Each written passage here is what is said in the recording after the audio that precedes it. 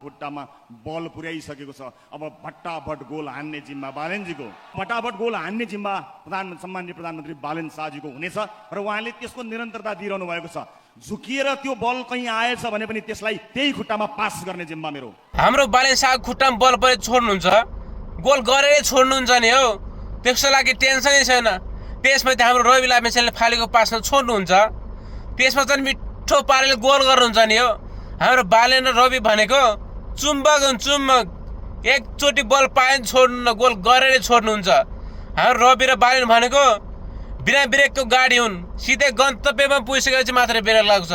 तर विपक्षी टोलीको गोलकिपर चाहिँ को बस्ने हो? हामीले सानोमा छँदाखेरि सुनेको गोल पोस्टमा गोल गर्दाखेरि मान्छे मरेको, तर हामी मान्छे मार्न चाहँदैनौँ। गोलभन्दा मान्छेको ज्यान ठुलो होइन नि हौ। त्यसको लागि सतर्क गरौँ। बरु खेलसेल खल्लिबल्ली गोलसोल हुन देऊ, गोल पोस्ट खाली गरेर भागिहाल, साइड गरिदिइहाल, गोल हुन देऊ। जति गोल गर्छन् गोल गर्न देऊ कि चिन्तै नमान तिमी। गोल गरे पनि तिमीलाई घाटा पर्दैन है। फेरि गोल पोस्टमा तिमी रोक्ने कोसिस गर्यौ भने तिमी सिद्धिन्छौ भाइ।